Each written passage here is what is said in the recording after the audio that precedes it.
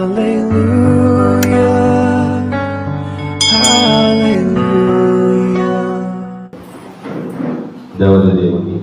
మహాకృపను బట్టి దేవుడు అనుగ్రహించిన శుక్రవారం ఉపవాస దినమున ప్రార్థన పరలోకమున మా కన్న తండ్రి, నీ పరిశుద్ధమైన శ్రేష్టమైన ఘనమైన నామములకు స్తుతులు స్తోత్రములు తండ్రి. దేవా, అద్భుతములు చేయవాడు, ఆశ్చర్య కార్యములు చేయవాడు తండ్రి. ఈరోజు శుక్రవారం నీ పాద సన్నిధిలో మేమందరం కూడా ఉన్నాము. మీరు మాకు ఇచ్చిన గొప్ప అవకాశం బట్టి మీకే స్తుతులు స్తోత్రములు చెల్లిస్తూ ఉన్నాము. ఆయన ఎవరికి మాటనైతే అవసరమో మాటలు మీరు మాత్రం మాట్లాడండి. మమ్మల్ని అందరినీ కూడా బలపరించి స్థిరపరచండి. యేసుక్రీస్తు వరకు నీ నామం నీ ప్రార్థన మనకి వేడుకొచ్చున్నాము తండ్రి. ఆమేన్, ఆమేన్. చాలా అవసరమైన మాటలు మనకి అందిస్తూ చాలా చక్కగా దేవుడు మనల్ని నడిపిస్తూ ఉన్నాడండి. అలాగే పోయిన వారం మనం అబ్రహాము గారి గురించి కొన్ని విషయాలు మనం విన్నాం. అయితే ఇప్పుడు చదివిన లేఖన భాగం ఏంటంటే 119వ కీర్తన 25 నుంచి 2 వరకు ఈ లేఖన భాగాన్ని ఒక్కసారి పరిశీలన చేసి అబ్రహాము గారి దగ్గరికి వెళ్తే చాలా అద్భుతంగా ఉంటుందండి. ఎందుకంటే ఇక్కడ ఈ మాటలు ఏ భక్తుడైతే రాశాడో, ఏ భక్తుల ద్వారా అయితే ఈ మాటలు పలకబడ్డాయో, ఆ భక్తుడు ఏమని పలికాడు అన్నది మనకి చాలా ప్రాముఖ్యమైనది. అసలు ఏమన్నాడు భక్తుడు అని మనం జాగ్రత్తగా ఆలోచిస్తే చూడండి, ఆయన తన ప్రాణము గురించి చెబుతూ ఏమంటున్నాడు, ఎవరితో మాట్లాడుతున్నాడు, ఈ సంభాషణ ఎవరితో? దేవుడు. అంటే దేవునితో మాట్లాడుతున్న ఒక భక్తుడు ఆ మాట ఎలా ఉంది, ఏమని మాట్లాడుతున్నాడు, చాలా జాగ్రత్తగా పరిశీలన చేద్దాము. అప్పుడు ఇది చదివిన తర్వాత అబ్రహాము గారి దగ్గరికి వెళ్దాం. నా ప్రాణము మట్టిని అత్తుకురుచున్నది, నా ప్రాణం ఏమవుతుందంటున్నాడు భక్తుడు. దీన్నట మట్టిని అత్తుకురుచున్నది అంటే ఇంకా నాకున్న సమస్యలు కావచ్చు, లేదా నాకున్న ఇబ్బందులు కావచ్చు, నా చుట్టూ జరుగుతున్న పరిస్థితులు కావచ్చు, మొత్తం మీద ఏం జరుగుతుందంటే మట్టిని అత్తుకోవడానికి రెడీగా ఉంది. వెంటనే కింద అంటున్నాడు, నీ వాక్యము చేత నన్ను బ్రతికింపుము అంటే మీకు ఇక్కడ ఏమర్థం కావాలి? ఇక్కడ ఏమర్థం కావాలంటే ఆ భక్తుడికి అనేకమైన సమస్యలు ఉంటాయి. మనకుంటాయి కదా మనో సమస్యలు, లోకంలో అందరికీ సమస్యలేండి. సమస్య లేని వాడు ఎవరు కూడా లేదు.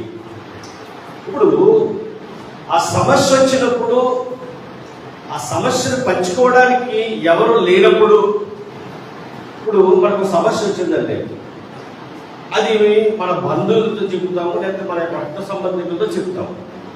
తీరిపోతుందా? తీరదు. కానీ చెప్పాలిగా, చెబితే మేము ఏదో చేద్దాం కదా అంటారు. కానీ చెప్పిన తర్వాత సరే, ఇక్కడ ఈయన ఎవరితో చెప్పుకోవట్లేదు, ఎవరిని సలహా అడగట్లేదు, డైరెక్ట్గా దేవుడితోనే మాట్లాడుతున్నాడు. భక్తుడి జీవితంలో లేదా భక్తుల జీవితాల్లో వాళ్ళకి ఏ కష్టాలు వచ్చినా ఎవరితో పంచుకోలేదంట? మనుషులతో పంచుకోలేదు. ఎవరితో పంచుకుంటున్నారు? దేవునితో పంచుకుంటున్నారు. భక్తిహీనులైతే ఎవరితో పంచుకుంటారు? మనుషులతో పంచుకుంటారు. భక్తి పరులు అయితే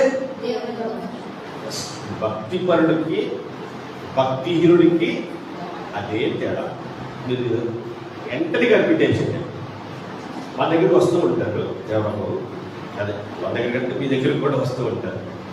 వచ్చి వాళ్ళ బాధ ఒకసారి చెప్పుకున్నారు అనుకోండి, మంచిదే, చెప్పుకోవచ్చు, తప్పలేదు. ప్రార్థన చేద్దాము అన్న తర్వాత ప్రార్థన చేస్తూ చేస్తూ పదే పదే బాధే చెప్పుకుంటూ ఉన్నారనుకోండి, అంటే వాళ్ళు ఏం లేనట్టట, భక్తి లేనట్టు. ఇంకా బాగా చెప్పాలంటే విశ్వాసము లేనట్టు. నిజంగా విశ్వాసం ఉందనుకోండి, ఇంకా ఆ బాధ గురించి పట్టించుకోండి, ఆ బాధ గురించి ఇంకా ఆలోచించరు. ఎందుకు? నేను ఎక్కడ పెట్టాను ఇది? ఎస్, దేవుని సన్నిధిలో పెడితే దేవుడే నాకు మార్గాన్ని. ఈరోజు క్రైస్తవులు కరువైంది ఏంటంటే ఇదే కరువైంది. ఇక్కడ ఈ భక్తుడు ఎవరితో చెప్పట్లేదు, ఈయనకి అర్థమైపోయింది కీ ఎక్కడ ఉందో, ఎక్కడ డోర్ తీయాలో, ఎక్కడ ఎలా తీయాలో అర్థమైపోయింది.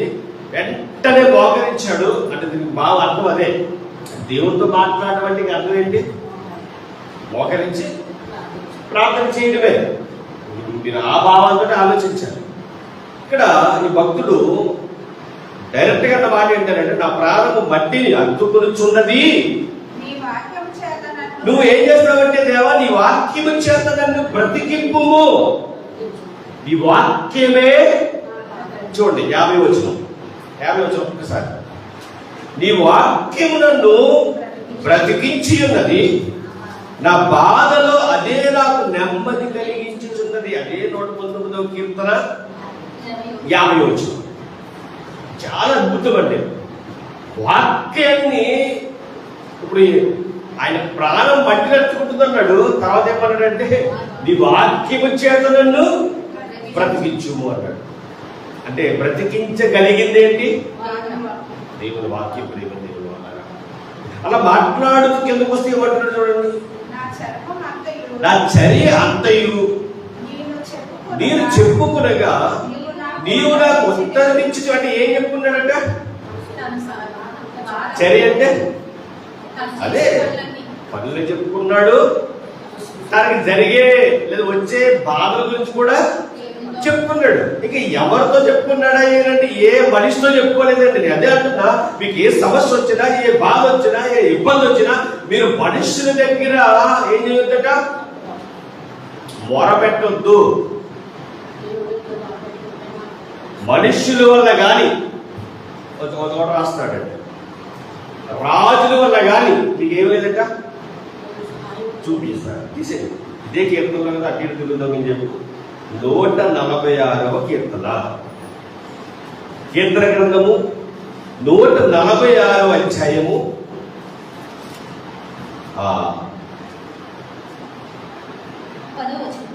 10వ వచనం కదమ్మా, 3వ వచనం. రాజుల చేతనైనను నరుల చేతనైనను రక్షణ కలగదు వారి. అంటే నేను అన్నమాట ఏంటంటే, నరులకి రాయబడి ఉంది, మనుషులు అన్నాను, తర్వాత ఏమన్నాడు? రాజులు అన్నాడు. Okay, right. అంటే ఇక్కడ ఏమన్నాడు? ఖచ్చితంగా మాట్లాడేశాడు దేవుడు. దేవుని మాట ఖచ్చితం, అది తప్పకుండా మనం ఏం చేయాలి? పాటించాలి. అంటే మీరు ఎవరు నమ్మకూడదట?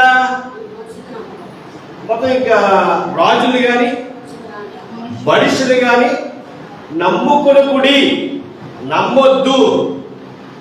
అంటే అర్థం వాళ్ళు ప్రేమించుతారా? అంటే చూడండి, ఏదైనా ఒక భావం మనకు ఒక వాక్యం చెప్పిందని కూడా వాక్యాన్ని చాలా విధాలుగా ఆలోచించాలి.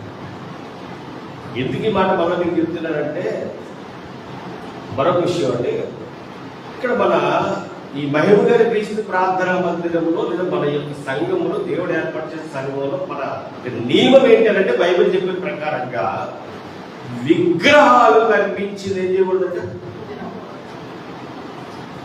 మీరు అందరికీ ఒప్పుకుంటారా? ఓకేనా? అయితే నేను అదే మాట ఏంటంటే, ఎవరైనా విగ్రహాలు కనిపించింది తినొచ్చు అని అంటే బోధ మీరు వినడానికి లేదు, ఖచ్చితమైన బోధ. ఎందుకు చెప్తున్నారంటే, ఇక్కడ వచ్చే మీరు నేను చెప్పేదేమో తినొద్దంటారు. మీరు మళ్ళీ ఏదో వేసుకుని క్యాసెట్ చేసుకుని టీవీలో ఏం చెప్తారు, తినొచ్చేవాడు బాగుంటారు. మీరు ఏది కరెక్ట్ అనిపిస్తుంది?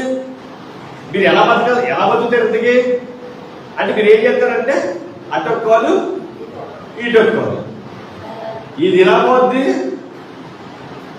ఇప్పుడు సముద్రంలోనే 2 పడవలు ఉన్నాయండి. ఏమంటే ఆ రెండు పడవలు ఉంటే ఒక పడవ మీద ఒక్కోలు వేసేది, ఒక పడవ మీద ఒక్కోలు వేసేది కదా. 2 పడవలు ఖచ్చితంగా ఒకేలా వెళ్తాయా? స్పీడ్ కూడా కదా. గాలికి ఏముందంటే కెరటాలకి ఒకటి ఇలాగెళ్తుంది, ఒకటి ఇలాగెళ్తుంది. ఇప్పుడు ఇది ఇలా పోద్ది, ఇది ఇలా పోద్ది. ఎవడు పోతాడు? ఎవడైతే అటొక్కరింటికి ఆడు మునిగిపోతాడు. కాబట్టి మన సంఘస్థులకి చెప్పేది ఏంటంటే, అటువంటి బోధ మీకు వినపడితే వెంటనే ఏం చేయండి అంటే అది మీ ఆత్మలకు ఏంటంట, నేను చెప్పేది ఏంటంటే మీ ఆత్మలకు మేలు చెప్తుంది. కట్టలేదనుకో ఏం చేయాలి అర్థం కాదు. అంటే వ్యాసదార బ్రతికైపోద్ది. నేను చూసేటప్పుడేమో తినరు, ఆ బాధ చెప్పేవాడు చూసేటప్పుడేమో తినేస్తాడు. అంటే ఏంటి, ఎలా బతుకుతున్నాం మనం అంటే దేవునికి నచ్చినట్టుగా మనం బ్రతకలంటే లెక్క. ఇది వచ్చి ఆదివారం కూడా చెప్తానండి. ఎందుకంటే మన సంఘస్థులు కొంతమంది అలాగే ఇలా కూడా ఉంటున్నారు. అది సంఘానికి మంచిది కాదు. ఒకే తాటి మీద వెళ్ళాలి, ఒకేలా అందరూ కూడా ఉండాలి. ఎందుకంటే వాక్యము చాలా విలువైనది. దాని వివరణలన్నీ చూపించామనుకోండి తల బాధేసుకుంటాడు. ఒక చోట అంటాడు పౌలు గారు, మీరు ప్రభు బలంలోని చేస్తున్నారంట. రెండోది దెయ్యపు బలంలో కూడా చేస్తారు. మీకు ఏది మేలు అని అడుగుతాడు. మళ్ళీ అడిగాడు అనుకోండి, ఏది మీరంటారు మీరు? దేవుడి బలం మీద, దెయ్యపు బలం మీద? డౌట్ ఎలాగైనా చెప్తాం. ఏది మేలు? దేవుని వల్లే మేలు ఖచ్చితంగా ఉన్నమాట. అది చూపిస్తే అర్థం కాదు, ఇంకా ఏం చేయాలి అర్థం కాదు మళ్ళీ. కాబట్టి దాన్ని మట్టుకు ఖచ్చితంగా మీరు గ్యాలిగా ఉండాలి. ఎవరైనా లేదని తింటామని అంటారు అనుకోండి, మీకు ఒక క్లాస్ తీసుకుని చెప్పాల్సి వస్తుంది. ఎందుకు మరి ఎవరైనా చెప్పాలి కదా, నేను బాధ్యత ఎవరిది? నాదే. కాబట్టి ప్రేమ దేవుడి వల్ల ఇక్కడ ఎంత గొప్పగా ఈ భక్తుడు మాట్లాడుతున్నాడంటే, ఇక మీకు ఒక విషయం చెప్పాలి. ఈ భక్తుడు ఎలా ఉన్నాడంటే తన జీవితం అంతా తన దేవుడి వల్ల మాట్లాడుతున్న మాట. ఇప్పుడు ఎలా వచ్చే 119వ కీర్తనలో ఇక్కడ ఈ భక్తుడు అనే మాట మనం ఆలోచిస్తే 27వ వచనంలో 119వ కీర్తన 27వ వచనం, నీ ఉపదేశ మార్గమును నాకు బోధపరచుము అంటే చూడండి, అతను రూట్ ఎలా పెట్టుకున్నాడట? దేవుని వైపే. అంటే ఇతనికి అర్థమైంది, ఇంకా తండ్రి నేను నీ చెంతకి చేరాలంటే ఈ లోకంలో ఉన్న వాటి వైపు వెళ్ళకుండా, లోక పోకడలో వెళ్ళిపోకుండా నేను ఎవరి వైపు ఉండాలి? నీ వైపు ఉండాలి. నీ వైపు ఉండాలి అంటే నీ వైపు ఉండాలంటే నీ బోధ నాకు నేర్పించేయ్యా. నీ బోధ నాకు ఏం చేయాలి? నేర్పించేయ్యా. ఎంత క్లారిటీగా మాట్లాడుతున్నాడు చూడండి, ఎంత క్లారిటీగా ఉందో. అంటే నేను లోక మార్గంలో తిరుగుతూ లోకంలో కలిసిపోకూడదు. మనం ఏం చేస్తామంటే లోకంలో ఉన్న మన బంధువులు సంతోష పెట్టాలని, బంధువులు ఆనంద పెట్టాలని వాళ్ళతో కలిసిపోతూ ఉంటాం. ఒక ఆయన చెప్తున్నాడండి, ఏమని చెప్తున్నాడంటే, నువ్వు నీ బంధువుని దూరం చేసుకోవద్దు.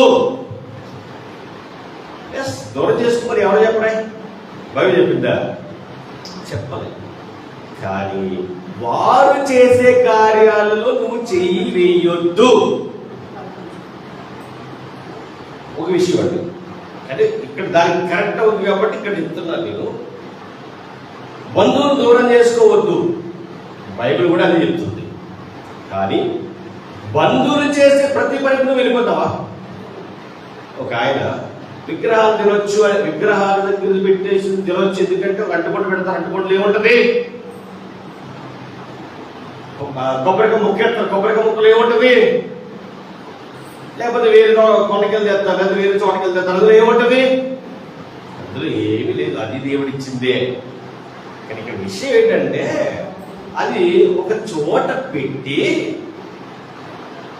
అర్పించి ఏం చేస్తున్నారంట? ఇస్తున్నారు బిడ్డ. అప్పుడు ఏమవుతుంది? అర్పితం అవుతుంది. అప్పుడు ఒక దానికి ఏం చేసినట్టు? అర్పించినట్టే కదా. అది తినొద్దండి ఖచ్చితంగా. ఇప్పుడు తినొద్దంటే వాళ్ళు ఏం చేస్తారు? వాళ్ళకి దూరం అయిపోతారు కదా బంధువులు. కాబట్టి దూరం అయిపోతారు కాబట్టి మనం వాళ్ళని ఒక ఆత్మను రక్షించాలి కాబట్టి తినేయాలంటున్నారు.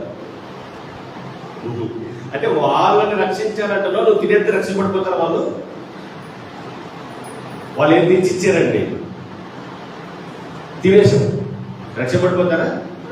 వాళ్ళు రక్షణ వచ్చేందా?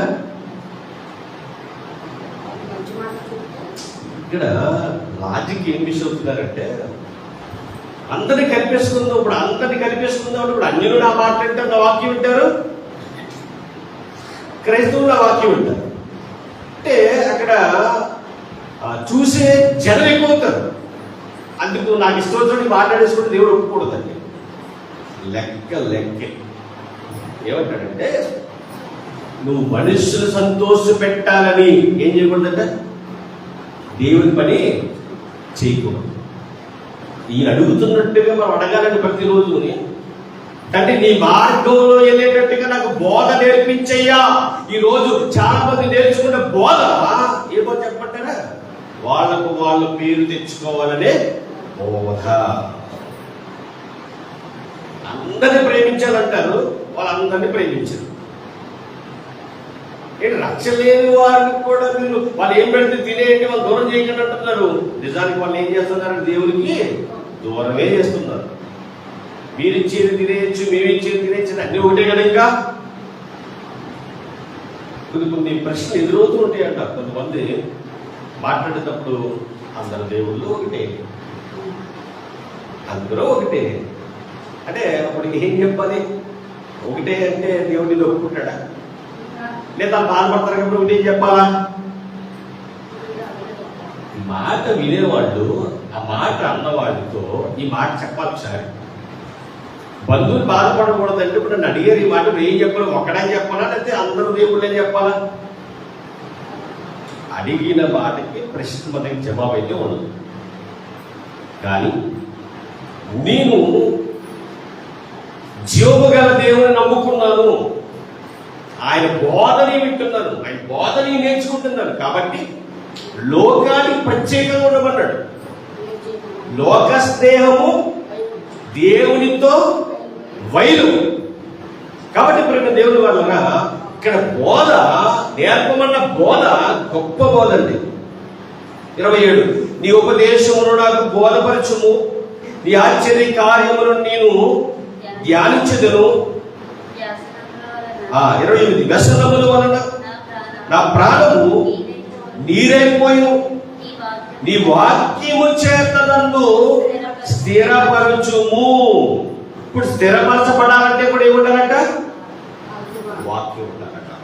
ఇప్పుడు మనం ఒక చక్కటి మార్గంలో వెళ్ళాలంటే ఏముండాలట? వాక్యం ఉండాలట. ఆ వాక్యం ఎలాంటి వాక్యమే ఉండాలి? సత్యవాక్యము. ఏమన్నా అందరూ కూడా బైబిల్ చదువుతారు, బైబిల్ సత్యవాక్యం. ఎస్, బైబిల్ సత్యవాక్యమే. కానీ ఆ మాటలు మనకు నచ్చినట్టుగా తీసుకుంటారు కొంతమంది.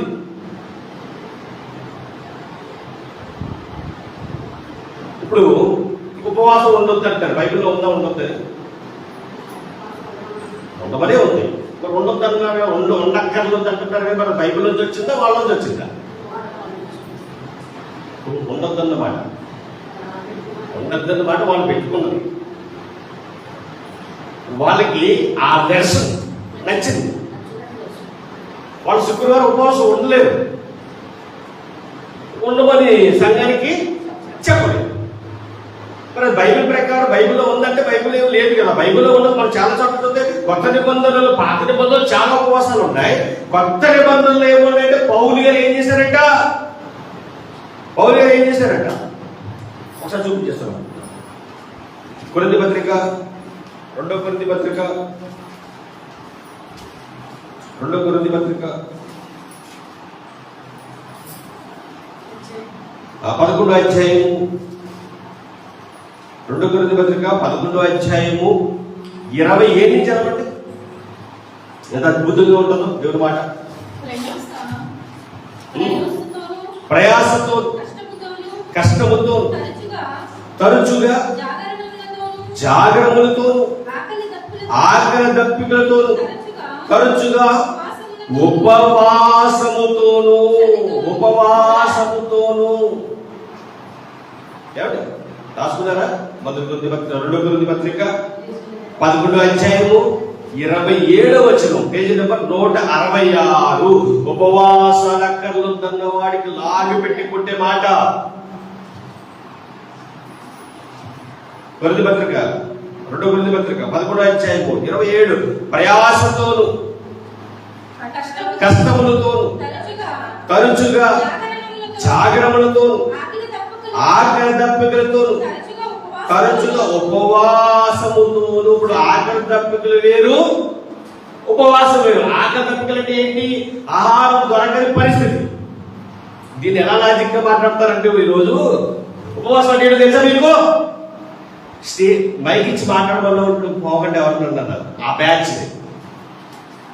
బ్యాచ్ మాట్లాడమంటే ఏమంటారంటే, మీరందరూ ఉపవాసం వచ్చారా? దేవుడు ఉన్నాడా? మీకేం తెలుసు? ఉపవాసం అంటే ఏంటో తెలుసా మీకు? మీరు సువార్తలో ప్రయాణం వెళ్తుంటారట, ఆహారం దొరకదు కదా. ఆహారం దొరకనప్పుడు తినకుండా మీరు సువార్త చేసుకు వెళ్ళిపోయేదాన్ని ఏమంటారట? ఆ ఉపవాసం అవుతాయి. ఇలా ఉపవాసం కాదు. ఏం మాట్లాడతాడు, ఏం తెలిసి మాట్లాడదో తెలియని వాళ్ళు ఉపవాసం అనేసరికి ఎవడు ఉండమన్నాడా అంటారు. మళ్ళీ ఇదే ఇక చూడండి, ఎడదీసి ఎందుకు రాశాడు ఆయన? ఆకలి దప్పికలతోనూ ఉన్నారట, తరచుగా ఉపవాసముతోనూ ఉన్నారట. అద్భుత విషయం చెప్పంటారా?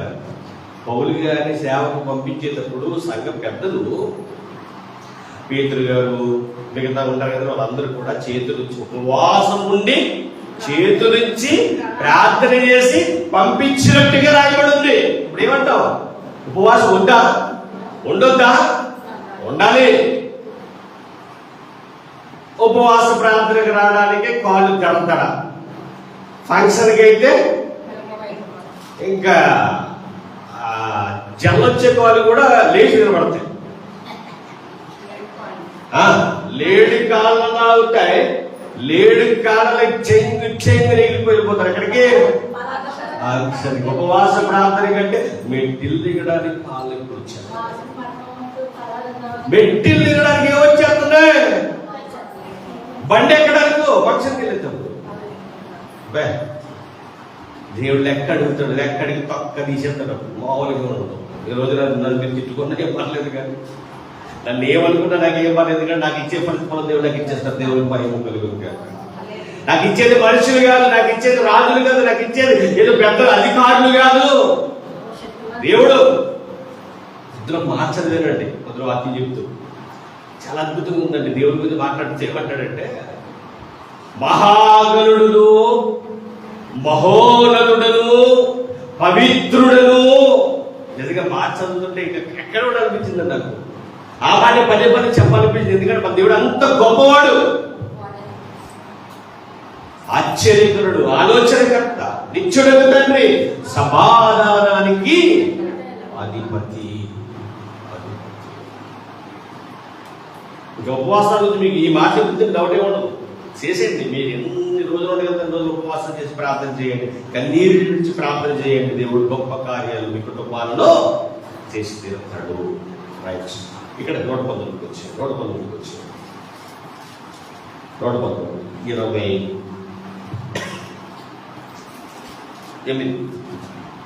వ్యసనముల వలన ప్రాణము నీరైపోయేను, నీ వాక్యము చేత నన్ను స్థిరపరచవచ్చు. పదే మాట మీకు జ్ఞాపకం చేస్తానంటే భక్తులు ఏమంటున్నాడంటే, నీ స్థిరపడాలి అంటే నీ వాక్యం కావాలయ్యా.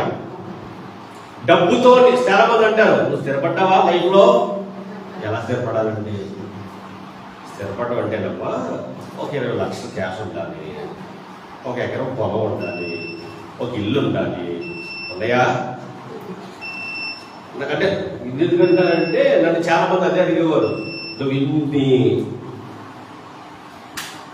సంవత్సరాల నుంచి వర్క్ చేస్తున్నావు కదా, ఇప్పటికి నీ దగ్గర లక్షలు లెక్కేస్తారు, ఒక 50 లక్షలు ఉంటుందని చెప్తారు, చెప్పుకోరు అనమాట.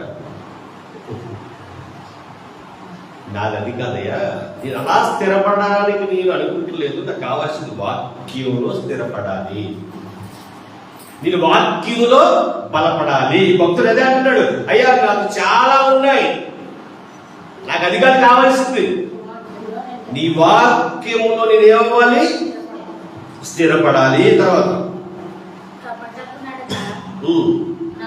కపటపు నడత నాకు దూరము చేయము, నీ ఉపదేశము నాకు దయచేయము. అబ్బా ఏం అడుగుతున్నాడండి అంటే చెడు దూరం చేయి, మంచి దగ్గరికి చెయ్యి. మనం అనగలవా మాట? అడగలదు బాబు, అడగల కాబట్టి ఇక్కడికి వచ్చాం మనం. ఈ భక్తుడు ఎంత బాగా మనం చెప్తున్నాడు, కపటపు నడత నాకు దూరము చేయము, నీ ఉపదేశము నాకు దయచేయము, సత్య మార్గమును నేను కోరుకుని ఉన్నాను, నీ న్యాయ విధులను నేను నా ఎదుట పెట్టుకుని ఉన్నాను. యెహోవా, నేను నీ శాసనములను హత్తుకుని ఉన్నాను, నన్ను సిగ్గుపడనీయకుము. ఎస్, దేవుని ఎప్పుడైతే మనం హత్తుకుంటామో దేవుడు మనం ఏం చేస్తాడట? సిగ్గుపడనీయడు, హత్తుకుంటాడట. మరి ముఖ్యంగా నేను తలగానే చేస్తాడు కానీ తోకగా చేయడు, పైవాడిగా చేస్తాడు కానీ కిందవాడిగా చేయడు, అప్పిచ్చేవాడిగా చేస్తాడు కానీ అప్పు తీసుకునేవాడిగా చెయ్యను. ఎందుకంటే నీవు నా అధికారానికి ఒప్పుకున్నావు కనుక. ఈ భక్తుడు అడిగిన ప్రతిని దేవుడు ఇస్తాడే కూడా. అబ్రహాం వారికి ఎక్కడ ఉన్నారు? వచ్చేవారు కష్టం, వెళ్ళరు ఆయన దగ్గరికి, టైం చాలు. ఈ భక్తుడు అడిగే ప్రతిదానికి దేవుడు ఏమిస్తాడు? ప్రతిఫలం, జవాబిస్తాడు గ్యారంటీగా. ఎందుకు ఇది ఏమంటున్నాడు? నాలో ఏమైనా అది తీసే తండ్రి. అది తీసుకోవడం నా వల్ల కాదు, కానీ నువ్వు తీస్తే అది దూరం అయిపోతుంది. నేను వదిలేయాలంటే నా హృదయం అంటే ఏమి నిండుకుని ఉండాలి? వాక్యం నిండుకుని ఉండాలి. వాక్యము నిండుకుని ఉంటే చూడండి, ఒక బిందులో పాలేశారండి, బిందు నిండా పాలేశారు, నీళ్ళు పడతాయా అందులో? కొంత సగం పాలేశారు, నీళ్ళు పడతాయా? పడతాయి. ఇప్పుడు మీ హృదయంలో వాక్యం హృదయం నిండా ఉంది, చెడు వెళ్ళే అవకాశం ఉంటుందా? ఉండదు. అదే హృదయంలో పూర్తిగా వాక్యాన్ని ఎక్కించుకోలేదు అంటే ఎక్కించుకోలేదు. ఇదే ఏది? విగ్రహాలు తినొద్దు, నా బ్యాచ్, తినేయి మరో బ్యాచ్. ఇప్పుడు ఏదెక్కింది ఈలోకి? అదెక్కిందా ఇదెక్కిందా? అంటే ఏదన్నా సగం ఉంటుంది. ఇప్పుడు కనవ సగం ఏముంటుంది? ఇలాంటి చెడ్డ ఆలోచనలు, చెడ్డ తలంపులు, వాళ్ళు తిట్టాలి, ఏం తిట్టాలి, ఆడది ఈడిది ఆడది. ఒక పావుగడ నుంచి ప్రార్థన చేసుకోవడానికి టైం చేయాలి, కానీ ఒక కొంపలో దూరి అక్కడ కౌలు చెప్పుకోవడం బట్టి ఏమన్నాయంటే చాలా సమయం ఉంటుందండి బాబు, చాలా సమయం. రారు చర్చికి వెళ్ళి గంట ప్రార్థించేద్దాము, సంఘంలో ఉన్న వాళ్ళ గురించి ప్రార్థించేద్దాము. కొంతమంది అనారోగ్యాలతో ఉన్నారు, కొంతమంది ఏమో అప్పులు బాధలతో ఉన్నారు, కొంతమంది ఏమో చెప్పుల సమస్యలతో ఉన్నారు, కొంతమంది భర్తలు ఏమో తాగేస్తున్నారు, తిరుగుతున్నారు. వాళ్ళ బాధ్యత నాది కదా అంటే నాదంటే మారిపోతే మారిపోరు. మందిరానికి వచ్చి మోకరించి ప్రార్థన చేసి అలా మారాలి అని కోరుకునే అవకాశం దేవుడు మనకిస్తే ఆ అరిగితాం, ఈ అరిగితాం. ఏం మాట్లాడుతాం? అప్పుడు ఉపయోగపడే మాటలు అయితే మనం మాట్లాడతాం. కొన్ని నిలబడుతూ ఉన్నాయండి, కొన్ని నిలబడుతూ ఉన్నాయి. అదేంటో నా చెవి నిలబడితే అక్కలేనండి. అది నిజంగా దేవుడి గురించి మాట్లాడటం లేదండి. నీ పక్కన ఉండి వర్క్ చూసుకుంటూ ఉన్నాను, ఆ సౌండ్ కరెక్ట్గా సౌండ్ వచ్చేది అన్నమాట. మాట్లాడతారు బైక్లో ఉంటాయి ఆ లోన్. ఎలా ఉంటారా, ఏం మాట్లాడుతున్నారంటే దేవుడి గురించి ఒక పావుగంట చెప్పు మాటలు పడ్డాయి నాకు. పావుగంటలో ఒక్క మాట కూడా దేవుడి మాట రాలేదు. దేవుడికి మహిమ లేదు, దేవుడికి అవమానం. ఆనందపడతాడా, బాధపడతాడా? ఎక్కట్లేదు బుర్రకట్టారు వాళ్ళకంటే ఎక్కట్లేదు. నిజమే, వాళ్ళు ఏంటంటే వాళ్ళ హృదయం వాక్యంతో నిండుకుని లేదు, సకాలిగా ఉందో కనవదేముంది, చెత్త ఆలోచన. కానీ ఇలా అంటున్నాడు, తండ్రి అలాంటి హృదయం నాకు వద్దయ్యా, నా హృదయము నీ వాక్యంతో నిండుకుని ఉండాలి తండ్రి. అలాంటి బోధన నేర్పించే,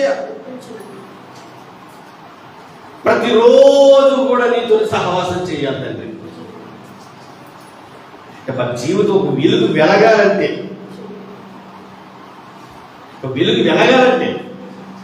ఏం చేయాలి? దేవునితో సహవాసం చేయాలి. ఈ భక్తుడు ఆ పేరు చదవక చిన్న శ్రాద్ధం 25 వచ్చిన పైన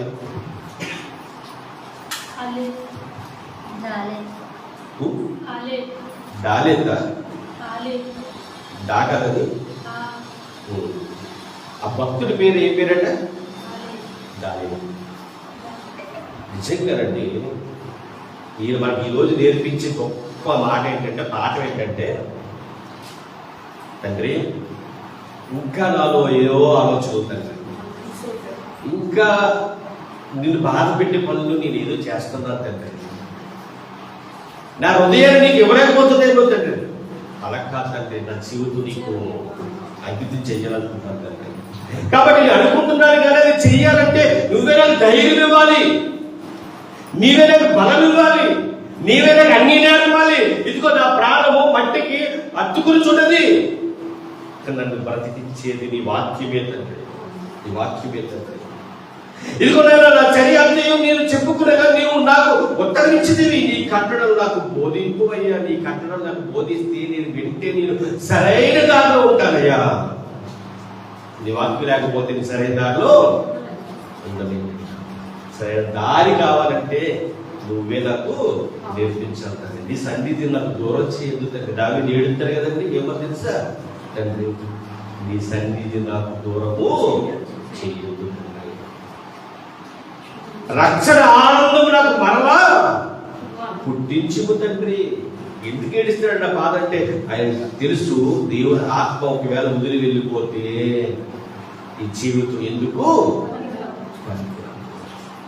ఇక్కడ ఈ భక్తుడు కూడా అదే అంటున్నాడు, తండ్రి నేను నీ సన్నిధిలో ఉంటాను తండ్రి, నా హృదయం అంతా కూడా నీ వాక్యముతో నిండుకునే ఉండాలి తండ్రి. అట్టి బోధ నాకు నేర్పించు తండ్రి. లోకంలో కలిసిపోయే బోధ నాకు వద్దు తండ్రి, లోకంతో తిరిగే బోధ నాకు వద్దు తండ్రి. లోకంలో ఉన్న వారిని సంతోషం పెట్టాలని, లోకంలో ఉన్న వారిని ఆనంద పెట్టాలని, నీకు నచ్చని పని చేయకుండా నేను సరి చేసుకునేలాగా, నేను సరిపెట్టుకునేలాగా, నేను కాపాడుకునేలాగా నాకు నేర్పించు తండ్రి. లోకం వద్దు తండ్రి, నాకు పరలోకం కావాలి. లోకంలో నాకు వద్దు తండ్రి, అస్థిరమైనవి నాకు వద్దు తండ్రి, స్థిరమైనవే నాకు కావాలి తండ్రి. అస్థిరమైనవి వాటి కొరకు పోరాడే కృప నాకు తండ్రి. మనుషులు మెప్పు కొరకు లోకాన్ని ప్రేమిస్తున్నారేమో తండ్రి, ఆ మెప్పు నాకు. లోకంలో పేరు గురించి నీ పేరు నేను పోగొడుతున్నానేమో తండ్రి, అలాంటి బ్రతుకు నాకు వద్దు తండ్రి.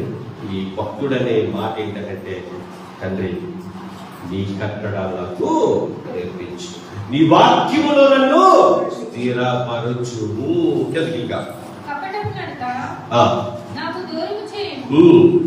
నీ ఉపదేశము నాకు దయచేయము, సత్య మార్గమును నేను కోరుకుని ఉన్నాను, నీ న్యాయ విధులను నా యొద్దకు పెట్టుకుని ఉన్నాను. యెహోవా నేను నీ శాసనములు అందుకుని ఉన్నాను, నన్ను సిగ్గుపడనీయకుము. నా హృదయము నీవు విశాలపరిచినప్పుడు నేను నీ ఆజ్ఞ మార్గమున పరిగెత్తుదును. దేవునికి మహిమ కలుగును గాక. అంటే ఎప్పుడైతే నా హృదయం అంతా నీ వాక్యంతో నిండుకుందో, అంటే అనేకమైన ఆజ్ఞలు ఉంటాయి కదండి, ఆ ఆజ్ఞలు ఎప్పుడు ఏం చేస్తాడట? పరిగెడతానంటున్నాడంట ఆయన. అంటే ఎవరి ఆజ్ఞలు అంటే ఇష్టం? ఇప్పుడు ఈయన ఏమంటున్నాడు? దేవుని ఆజ్ఞ వెంబడి నేను పరిగెడతానంటున్నాడు. మనం కూడా ఎలా ఉండాలంట? అలాగే ఉండాలి. మనుషులు ఆజ్ఞ మనుషులు చాలా పెడతారండో, చాలా పెడతారు. అవేమి వద్దు. మనుషులు ఆజ్ఞ ఎలా ఉంటాయంటే, ఉదాహరణ కూడా చెప్పేసి నేను ముగించి వచ్చేవారు ఒక రాహుల్ గారి దగ్గరికి వెళ్దాం. ఓకేనా? రైట్. క్రైస్తవంలో చీడ పురుగు ఏంటంటే, బైబిల్ అంతా చదివిన తర్వాత ఏం తీసుకోవాలట? రక్షణ తీసుకోవాలట. బైబిల్ అంతా చదివిన తర్వాత రక్షణ తీసుకోవాలి. బైబిల్ ఎప్పటికీ పూర్తి చేయడం ఎందుకు? పరిశుద్ధాత్ముడు ఎప్పుడు వస్తాడు నీలోనికి? బాప్తిసం తీసుకున్న తర్వాత పరిశుద్ధాత్ముడు వస్తారు కాబట్టి చదివేది ప్రతిదీ నీకు అర్థమవుతుంది. బాప్తిసం తీసుకోకుండా చదివితే ఎలా అర్థమవుతుందంటే వేరేలా అర్థమవుతుంది, కానీ చదవలేవు, ముందుకి వెళ్ళలేవు. మరొక మాట ఏంటంటే, ఒక విషయం అర్థం కావాలి. ఫస్ట్ రక్షణ పొందే వారందరికీ ఒక విషయం అర్థం కావాలి. ఆ విషయం ఏంటి చెప్పంటారా? మనం పాపముల చేతను అపరాధముల చేతను చచ్చి పడి ఉండగా ఇక్కడ మనం చచ్చిపోతే పాతాళానికి పోతాము. కాబట్టి పాతాళానికి వెళ్ళకుండా వాళ్ళని కాపాడడానికి పరలోకములో ఉన్నతమైన భాగ్యాన్ని విడిచిపెట్టి యేసుక్రీస్తు ప్రభువారు భూమి మీదకి వచ్చి మన కొరకు సిలువ వేయబడి, మన కొరకు నలగొట్టబడి, మన కొరకు ప్రాణం పెట్టాడు. తిరిగి 3వ దినాన లేచాడు. ఇది తెలిస్తే మీరు ఏదికి భయపడకూడదు. ఇది తెలిస్తే మీరు రక్షణ తీసుకున్న దానికి అర్థం సార్థకం అవుతుంది. అంటే ఆటోమేటిక్ మీకు వాక్యం అర్థం అవుతుంది. ఇప్పుడు మీకు ఆటోమేటిక్ వాక్యం అర్థం అవుతుంది. పాటలు పాడుతారు, బైబిల్ చదువుతుంటారు, వాక్యం వింటూ ఉంటారు. అప్పుడు ఆటోమేటిక్ ఒక మెట్టు ఇల్లుకుంటూ బైబిల్ చదువుకుంటూ బైబిల్ ఏం చేస్తాము? పూర్తి చేస్తాము. దేవునికి బైబిల్ వచ్చేదాకా మనము బ్రతుకుతాం. ప్రేమ దేవుడు మాట్లాడాలి. అట్టి బ్రతుకే ఎవరు కావాలనుకుంటారు? ఇక్కడ ఈ భక్తులు కావాలనుకున్నారు. అట్టి బ్రతుకే ఈరోజు మనకు కూడా కావాలి. ఆ బ్రతుకు మీకు మీ అందరికీ దేవుడు ఇచ్చిలాగా దేవుడు మిమ్మల్ని మీ కుటుంబాన్ని దీవించి ఆశీర్వదించాలని కోరుకుంటున్న మాట ముగిస్తున్న తలవంచక ప్రార్థన చేసుకుందాం. ప్రార్థన. పరలోకమున్న మీ పరిశుద్ధమైన శ్రేష్టమైన ఘనమైన నామం స్తుతులు స్తోత్రము దేవా, ఇంతవరకు తండ్రి మీరు వాళ్ళతో మాట్లాడే విధానం బట్టి మీకు స్తుతులు స్తోత్రములు చెల్లిస్తూ ఉన్నాం. మరుగుతుందిగా నాయన, ఇదిగో నాయన ఒక భక్తుడు మాట్లాడుతుంది. అయ్యా ఈ కట్టడాలు తండ్రి దయచేసి ఇదిగో నా ప్రాణం మట్టికి అందుకునిచున్నది తండ్రి. ఈ వాక్యమే నన్ను బ్రతికిస్తుంది తండ్రి. ఈ వాక్యం బాధలను నెమ్మదినిచ్చింది, కష్టాలను ఇబ్బందులు సమస్యలు ధైర్యమిచ్చింది నీ వాక్యం తండ్రి. ఆ వాక్యం ఈరోజు ఇక్కడ ఉన్న మీరు అందరికీ తండ్రి ఎంతగానో తండ్రి ఆనందాన్ని సంతోషాన్ని ఇస్తుంది తండ్రి. రోజు ఇక్కడ నిలబడ్డానికి కేవలం పని సంకల్పం. ఇంతవరకు చెప్పబడిన ప్రతి మాట కూడా ఉదయం మనకి మంత్రం చేస్తూ వాటి ప్రకారం ప్రతి జీవితం ప్రతి ఒక్కరికి దయచేయండి. బాధలో రాని యేసుక్రీస్తు వరకు నీ నామం మీ ప్రార్థన మనం అడిగి పెట్టుకుంటున్నాము తండ్రి. తండ్రి నేను ప్రేమ కుమారుడు యేసుక్రీస్తు ప్రభువారి కృపయు పరిశుద్ధాత్మ నెమ్మది సహవాసం ఇప్పుడు నీ ఎల్లప్పుడూ సదాకాలము తోడే నడిపించును గాక. ఆమేన్. ఆమేన్. అందరికీ వందనాలండి.